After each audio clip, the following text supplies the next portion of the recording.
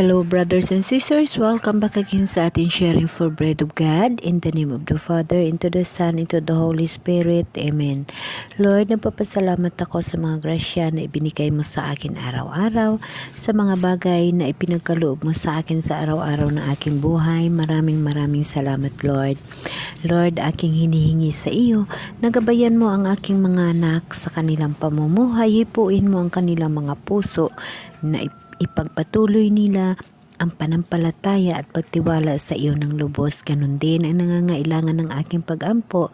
Aking hinihingi sa iyo, Panginoon, nagabayan mo ang mga tao na umaasa sa iyong tulong at sa iyong gabay. Lord, bigyan mo sila ng lakas ng loob. Ang taong nangangailangan sa iyo na may mga sakit, bigyan mo sila ng lubos na pag-asa upang lubos kanila makilala. Maraming salamat Lord sa mga bagay na pinagkaloob sa akin na yun ang aking kinabubuhay dahil ikaw ang aking lakas. Maraming salamat Lord. Okay brothers and sisters, today isi-share natin, ibabahagi natin yung tungkol sa tinatawag na kayamanan. So mayroon tayong dalawang klaseng kayamanan sa mundo. Kung tayo nananampalataya at tayo nakakilala sa Diyos, may dalawang kayamanan tayo na dapat alamin. Ito yung kayamanan lupa at kayamanang langit. So para sa ating mga tao dito sa mundo, karamihan sa atin ang ating pinipili ay ang kayamanang lupa dahil kung saan nandoon tayo ay namumuhay. Kailangan nating lumaban sa buhay. At mayroon tayong mga pangarap na tinatawag. Iyon ho ang tinatawag na buhay tawhanon sa mundo.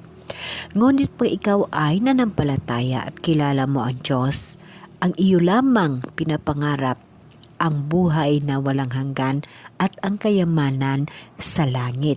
Kayamanan na kasama ang Diyos, maging kontento sa mga bagay na ipinagkaloob ng Diyos. Ngunit bilang tao, tayo ho ay walang kakuntintuhan sa ating mga buhay. Marami ho sa atin nangangarap ng lahat ng mga bagay-bagay dito sa mundo. Kapatid, uulitin ko, lagi kong pinapaalaala sa inyo na ang mundo ay panandalian lamang. Ito ay tinatawag na lupa, langit, mundo ng tao.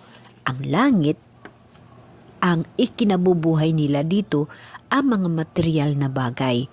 Ngunit pagkasama mo ang Diyos, ang langit ay iyong makikita kasama ang Diyos. Paano mo makikita ang langit? Ang kayamanan ng langit. Ang puso mo ay iyong babaguhin kasama ang Diyos. Ipagkatiwala mo ang buong buhay mo sa Diyos upang makita mo ang langit at makamtan mo ang langit na kasama ang Diyos. Dahil ang kayamanan ay dalawang bagay dito sa sanlibutan. Kayamanang lupa at kayamanang langit. So ayon sa mga ating mga propeta sa mga nakasulat sa ating Biblia, ang kayamanan na dapat natin iipunin ay ang kayamanan ng langit. At bilang ako, ultimong tao na nampalataya, totoo ho iyon. Ang kailangan nating iipunin ang kayamanang langit. Dahil ang kayamanang langit, yun ho yung magiging ating pupuntahan sa buhay na walang hanggan na kasama ang Diyos. Ang buhay dito sa mundo ay agi lamang ito. Ito yung buhay sa ating mundo na inirigalo ng Diyos upang magkaroon tayo ng kaalaman ng tama o mali. Alalahanin natin ang ating mga ninuno, ang mga unang araw ng panahon ni Moises. Ang Diyos na Espiritu, ang Diyos na Ama na gumawa ng langit at lupa ay nakikipag-ayon lamang kay Moises. At ang mga tao, maraming tao sa mundo, at dumami na dumami hanggang sa kasalukuyan. Ang mga tao puno ng kasalanan simula pa noon sa ating mga ninuno at simula pa noong ibinigay ng Diyos ang tao sa lupa na dahil sa ating mga ninuno, si Adan at si Eva. Kay Cain, puro ho kasalanan ang mga buhay natin. Ngunit ang tao mayroong nanampalataya at nagtiwala sa Diyos at nakakilala sa Diyos. Mayroong mga tao na ang kanilang Diyos, ang kanilang kayamanan ay ang lupang mundo, ang kayamanan na mga material, kayamanan na kung saan makikita ng kapwa na ikaw ay mayroon ng ganito, mayaman ka, malaki ang bahay mo, malaki ang lahat ng bagay na sa sayo, ipinagmamalaki mo yon. Ngunit, ang kayamanan ng langit ay iyong nakalimutan. Kapatid, kung gusto mong magkaroon ng buhay na walang hanggan, ang kayamanan ng langit ang iyong iipunin sa buhay. Paano mo ba maiipon ang kayamanan ng langit sa buhay mo? Kapatid, ang pag-ibig ay nasa puso natin. Lagi nating tatandaan na ang kayamanan ng langit ay ating makakamtan kung ang ating puso ay sa mahal na Diyos. Huwag kayong mag-impok ng mga kayamanan dito sa lupa. Dito'y may mga taong magnanakaw, kakalawangin, at masisira lang ho yun, ang kayamanan ng langit. Kung saan naroon kayo sa pangalawang buhay na makakamtan mo after the judgment ng ating Panginoon, yun ho ang kayamanan na sinasabi sa inyo na ang Diyos ay kasama mo sa buhay na walang hanggan. So, paano ka ba makapasok sa langit? Yun karamihan ng tanong ng bawat isa sa atin. Paano ba pumasok sa langit? Karamihan yan. So, of course, kailangan mo, pag pumasok ka sa isang bagay o sa isang lugar, kailangan mo magbaon. Kailangan mo may baon. Magbaon ka. Anong baon mo? Sa buhay panampalataya, sa buhay dito sa mundo, kailangan mo magbaon. Anong babaonin mo? Babaonin mo ang pulong ng Diyos. Babaonin mo ang lahat na maituturo ng Diyos upang makamtan mo ang buhay na walang hanggan. Kapatid, lagi mong tatandaan, tayo'y nanampalataya at tayo nagtitiwala sa Diyos. Minsan, nagtatanong tayo, paano ba makapasok sa langit? Alam nyo ba, ang mga bagay upang makapasok ka sa langit, ayon sa Biblia, ang kaharian ng Diyos ay nangangailangan ng pagbabago ng puso at pagtanggap kay Jesus bilang Panginoon at tagapagligtas. Narito ang ilang mga hakbang na dapat gawin ng tao upang makapasok sa kaharian ng Diyos. Pagsisisi. Sa pagsisisi ng mga kasalanan at pagbalik loob sa Diyos. Itong mga bagay na ito ay makikita mo ito sa Lucas chapter 13 verse 3 at sa Gawa chapter 3 verse 19. Ang pagbabalik at ang pagsisisi, yun o ang isang baon natin, ang isang kayamanan na dadalhin natin sa pagpasok sa kaharian ng Diyos. At ang pagtanggap mo kay Jesus Christ, tanggapin mo siya, tanggapin mo bilang Panginoon o tagapagligtas at nagbigay ng buhay mo. Ito ay makikita mo sa chapter 3 ng 1 verse 16 at sa Gawa sa chapter 16 verse 31. Itong pagtanggap mo kay Jesus, ang pagtanggap natin kay Jesus, isang baon mo rin, isang kayamanan din ito upang makapasok ka sa langit or sa bagong lupa at bagong langit, bagong Jerusalem, bagong kaharian na ibibigay ng Diyos sa kanyang pagbabalik. Panampalataya ka, magkaroon ka ng panampalataya sa kanyang mga pangako, yun ay iyong hawakan. Iyong panghahawakan ang pangako ng Diyos, ang buhay na walang hanggan. Yun ay isang baon mo rin, isang kayamanan mo na iniipon mo sa langit upang makasama mo ang Diyos. Magtiwala ka sa kanyang pangako. Sa mga pagsunod ng kanyang mga utos, ang lahat ng utos ng mahal na Diyos ay sundin, mamuhay ayon sa kanyang kalooban. Paano ka ba mamuhay sa kanyang kalooban? Ito ay makikita mo sa Mateo chapter 7 verse 21 at sa 1 chapter 14 verse 15. makikita mo itong mga bagay na sundin mo ang utos ng Diyos. Mamuhay ka ng ayon sa kanyang kalooban. Yes, paano ka ba mamuhay ng ayon sa kanyang kalooban upang makuha mo ang kayamanan at maipon mo papunta sa langit? Of course, una sa lahat, gagawin mo.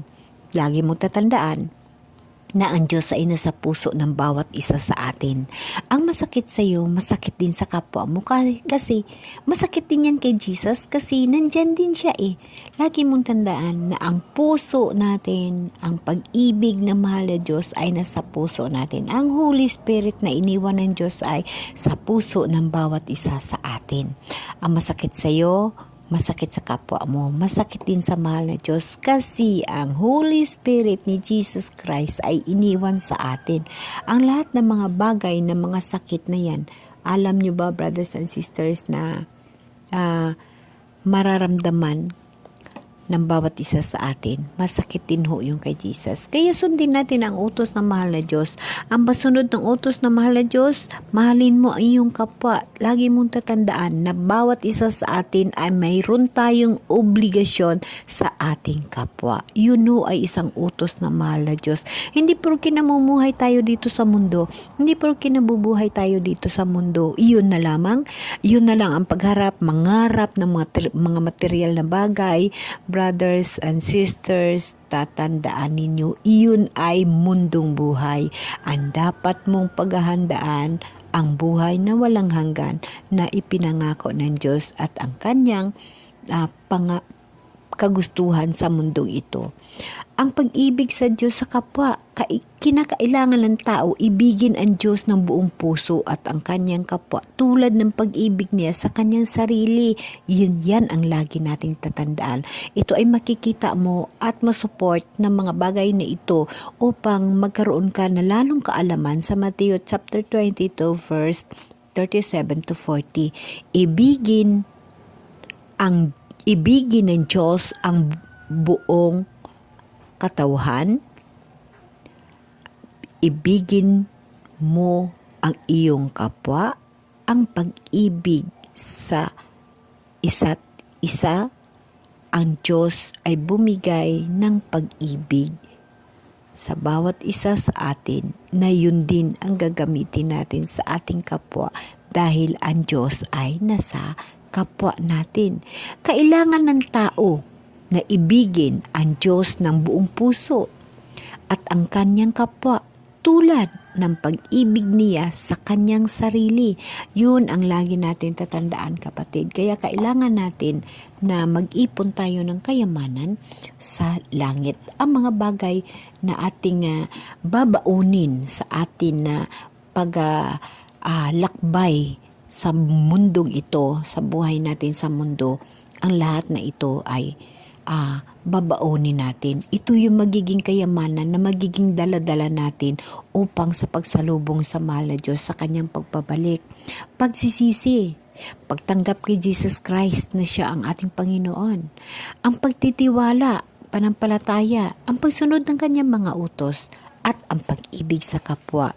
Yun ho ang mga bagay o yung kayamanan na dapat natin iipunin upang makamtan natin ang buhay na walang hanggan at makasama natin ang mahal na Diyos sa kaharian na kanyang pinapangako at ibibigay sa atin. Kapatid, alam mo ba na sa tao, mayroon tayong iba't ibang mga kaugalian dito sa mundo. So, ang tao ay mayroong nakakilala sa Diyos ngunit hindi ginagamit o hindi sinasama ang Diyos sa kanyang buhay. Mayroon naman kilala niya ang Diyos ngunit hindi niya ginagawa ang mga bagay na kaaya-aya sa Diyos. Ganun ang mga bagay o ganyan ang kaugalian ng mga tao sa mundo. Ngunit pag ikaw ay nanampalataya at kilala mo ang Diyos sa buong buhay mo, lahat ng pagkatao mo ay kasama mo ang Diyos, lahat ay mararamdaman mo sa kapwa mo ang tinatawag na pag-ibig na mula sa iyong puso. Kapatid, lagi nating tatandaan na ang mahal na Diyos na ginawa niya ang lupa at ang langit, nagkaroon tao si Adan at si Eva. Iyon ang ating mga ninuno. mayroon ng mga kasalanan, mayroon ng mga sala. Ngunit ang Diyos, mahal niya ang tao. Lahat ay ginawa niya upang mailigtas ang mga tao na nampalataya sa Kanya. Ibinigay niya si Jesus Christ, ang Kanyang bugtong anak. Siya mismo ay nagpakatao. Ang Diyos na Ama, nagpakatao. Naging si Jesus Christ. Si Jesus Christ para maligtas ang mga kasalanan ng tao at ang mga nanampalataya sa Kanya, namatay si Jesus Christ, no? So, ang gusto ng mahal na Diyos sa kaharian na Kanyang ibinigay sa lupang ito, sa mundong ito, ay maging kaharian na walang hanggang kasama siya. Ngunit yun ay hindi nangyari dahil sa mga masamang tao o sa mga tao na makamundo. Ngunit hindi nagsusuko ang Diyos dahil mahal tayo ng Diyos. Na si Jesus Christ ay namatay. Siya ang Diyos, nagpakatao, naging kasama natin. Yun ay isang saksi na tayong mga tao ay mayroong pag-asa na mabuhay muli. Si Jesus Christ ang pinakaunang saksi ng mga tao na ang mga tao ay mabubuhay muli. Ganun ho tayo. Isang kislap, tayo ay mawala sa mundo at mabubuhay ho tayo. At kung ating mapatagumpayan ang mga bagay na dito sa mundo, tayo ay mabuhay muli kasama ang Panginoong Hesus at wala na ho tayong kamatayan. Ngunit pag hindi mo matagumpayan ang mga bagay na ibinigay ng Diyos dito sa mundo, ikaw ay magkaroon ng pangalawang kamatayan.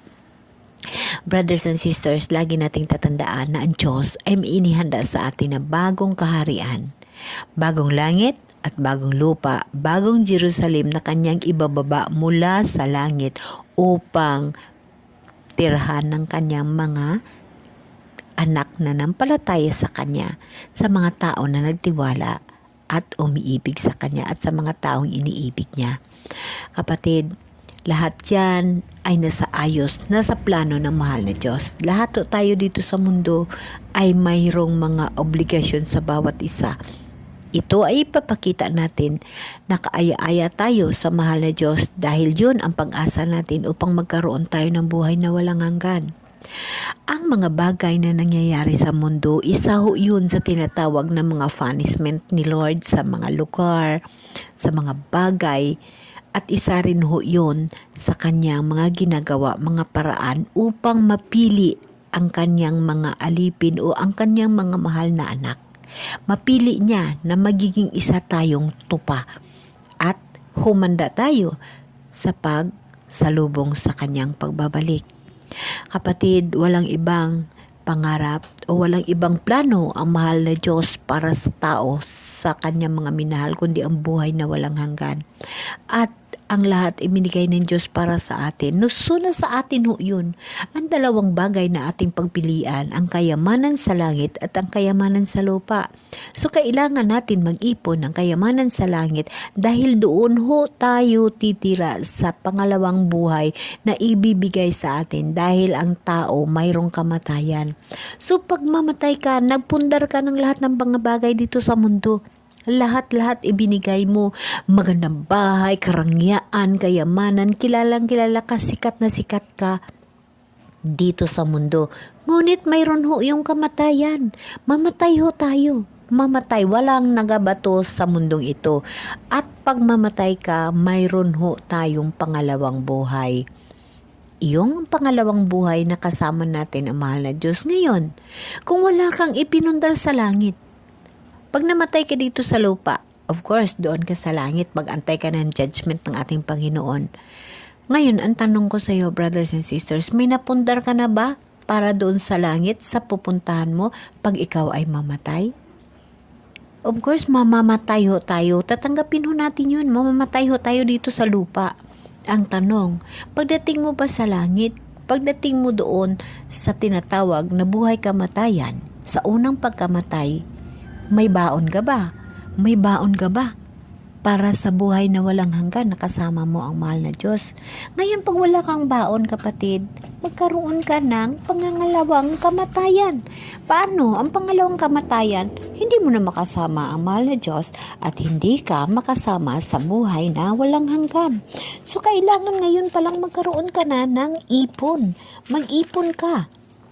Ang mga bagay na dapat mong pag-iipunan, ang buhay na kasama mo ang mahal na Diyos sa buhay na walang hanggan. Lagi kong iniisip sa bawat isa sa atin dito sa mundo at ako rin mismo. Ang buhay natin sa mundo ay kailangan natin sumikap araw-araw, lahat, maghirap tayo sa trabaho, sa pag-aaral, lahat ho yun, naranasan ko yun. Ngunit hindi ho ako naghiwalay sa mahal na Diyos. First priority ko always sa mahal na Diyos since pa na ako'y bata, ako'y nag-asawa, ako'y nagkaanak, ako'y nagkaapo. First priority ko always sa mahal na Diyos. Kaya sa buhay ko, lagi ko siyang inuuna, kaya hindi ho ako nahihirapan. Sa totoong buhay ko, hindi ho ako nahihirapan. Step by step sa buhay ko ay nasa ayos. Dahil lagi mong tatandaan, pag ang Diyos ang inuuna mo, panalo ka lagi. Wala kang hirap. Hindi ka mamroblema. Easy lang. Easy ang buhay mo. Pag ang ng Diyos nasa sayo, so marami kang panalo. Panalo ka. Panalo ka sa spiritual life mo, panalo ka sa buhay mo dito sa hirap sa mundo, panalo ka sa buhay na walang hanggan na minimiti mo. So, walang hirap ang pagsama sa mahal na Diyos. Lahat panalo. Bakit kailangan mo maghirap? Kailangan mo maghirap? Bakit kailangan mo magdududa? Lagi mong tatandaan ng mga magulang, ang mga bagay dito sa mundo ay instrumento lang. Mayroong purpose ang mahal na Diyos sa buhay mo. Bawat isa sa atin mayroong purpose ang mahal na Diyos. Ang purpose ng mahal na Diyos sa buhay natin, kung ating hahanapin, ibibigay ng Diyos. Pero pag hindi mo hahanapin, yun ang tinatawag na tao ka lang sa mundo at ang kayamanan na iniipon mo ay ang tauhano na kayamanan dito sa mundong ibabaw. Ngunit, pag nakilala mo ang Diyos, ang iniipon mo, kayamanan na babaonin mo sa langit. Lagi kang panalo pagkasama mo ang mahal na Diyos, kapatid. Walang talo, panalo ka. Ang mga trial sa buhay, mga sakit, mga hirap, isa ho yun sa way ng mahal na Diyos o pagmamahal niya sa iyo. Na pag ikaw ay magkasakit at naniniwala ka at nagtiwala ka sa Kanya at iyon ay napagtagumpayan mo, isa ho yun sa baon mo sa langit. Isa ho yun sa kayamanan dahil nagtiwala ka sa Kanya kaya ikaw gumaling. Kaya pasalamat ka sa mga bagay na ibinigay ng Diyos na kahirapan sa iyo. Minsan sasakit ang ulo mo, sobra na ito, napakahirap na ng problema ko ng ganon. Huwag kang mag-give up. Sa halip, humingi ka sa mahal na Diyos. Huwag kang manumbat sa kapwa mo, huwag kang manisi sa kapwa mo. Sa halip, kausapin mo si Jesus dahil masosolve yun. So, ibig sabihin na pagtagumpayan mo ang trials na ibinigay sa iyo. Araw-araw, kapatid, mayroong trials ang mahal na Diyos dahil sinusubukan ka ng mahal na Diyos sa mga trials sa buhay mo. Kaya dapat huwag kang mag-give up, huwag kang manumbat, huwag kang mag-give up, huwag kang manisi sa kahit kanino. Sa halip, ang mga problema, trial sa buhay mo ay hingian mo sa Kanya ng tulong. Yun ang tinatawag na pagtatagumpay sa buhay. Kung mapagtagumpayan mo ang mga bagay na yon, maswerte ka, kapatid, dahil kasama mo lagi ang Diyos. Kapatid, walang hirap sa buhay pagkasama mo lagi ang Diyos at ipinagkatiwala mo sa Kanya. Lagi mong tatandaan, kung ginawa ng Diyos ang langit at lupa, gumawa ng tao, ang problema mo, katiting lang ho yun. Kung kilala mo ang Diyos at nanampalataya at nagtiwala ka sa Diyos.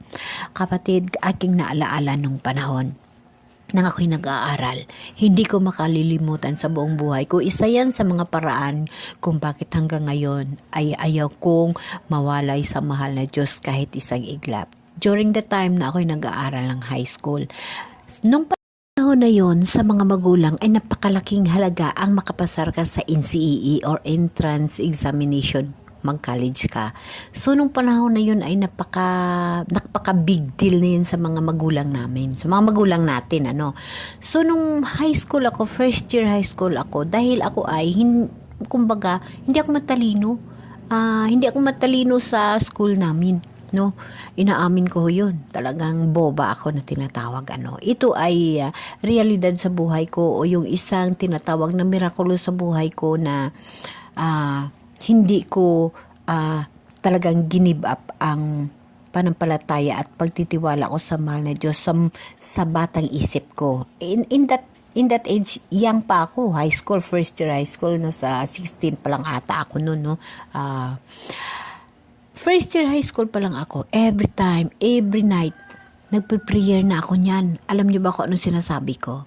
Lord, mapasargid ako, Lord, sa exam, Lord, sa NCE, Lord. Basta, Lord, makapasargid ako, Lord. Basta, Lord, makapasar ako. Always ko yan binabalik-balik every night bago ako matulog. Yan lagi ang pinapanalangin ko. Lagi ko siyang kinakausap. Every time after ko sa prayer ko, yun kaagad ang sinasalot ko before ako matulog. Lord, sa pag fourth year ko ng high school, Lord, makapasargid ako sa NCEE, Lord. Just imagine, first year high school pa lang ako, ang ginahingi ko sa kanya, ang mangyari sa fourth year high school ako. Kasi fourth year yun magkuha ka ng NCEE. Basta, yun, 4 years, no? Ang tagal-tagal, pero lagi ko hinihingi, advance ang hingi ko sa kanya kasi alam ko, hindi ako matalino At hindi ko nga alam kung makapag-aral ako ng high school nang matapos kong aking pag-aaral. Pero yun lagi kong hinihingi sa kanya. Dahil sa kahirapan ng buhay, ang ginagawa ko para makapag-aral ako, first year high school, aral ako. Hindi na ako mag-attend ng Christmas party namin. Binibilang ko na yung mga grades ko. Gina-compute ko na yung mga grades ko. Kahit mag 75 pa, hindi ako magawa ng exam. Absent ako sa fourth grading ko. Mababawi ng first grading ko hanggang sa third grading ko. Kahit ma-failure ako fourth grading ko, nakasuma na yan. Kahit mag 76 man yan, pasado pa rin ako. Yun ang ginagawa ko. Dahil ang susunod na taon, itrabaho ko muna. Isang taon yan, mag-untat ako muna niyan, hindi na ako mag-aral niyan, first year high school lang ako, hindi ko talaga makalimutan. That is the realidad sa buhay ko. So maghuntat na ako niyan, mag-aral ako, first year high school, pagka second year maguntat ako, maghinto ako sa kalagitnaan, after third grading. So, hindi ako matalino, pero mataas yung mga grades ko, yun lang yun. Magtrabaho na ako niyan. Pagkatrabaho ko, bibilhin ko lahat ko na gamit sa school, makapag-ipon ako, magkano lang ang sahod nun daw, 150 ang isang buwan, hanggang sa 300 ang isang buwan. Pag mabili ko na yung mga gamit ko, mag-aral uli ako ng second year. After the second year, ganun pa rin ang gagawin ko. Magpaalam na ako niyan sa advisor ko nga, first grading hanggang third grading, computin ko na naman yan. Bahala na 77 lang yung average ko. Pasar pa rin ako. Mula na November na yan, magtrabaho na ako niyan. Kumbaga, nag-untat na ako niyan. Tapos, trabaho na naman ako niyan. Pagka third year ko, balik na naman ako aral. Nag-untat-untat ako every year. Hanggang sa dumating na ng tinatawag na third year high school ako. Kukuha na ng NCEE. Magfo-fourth year na para sa college. Sambal kang advisor ko. Fourth year ka na, hindi mo na pwede i-stop ang buong taon ng fourth year mo para makakuha ka ng alma mater mo ng maayos at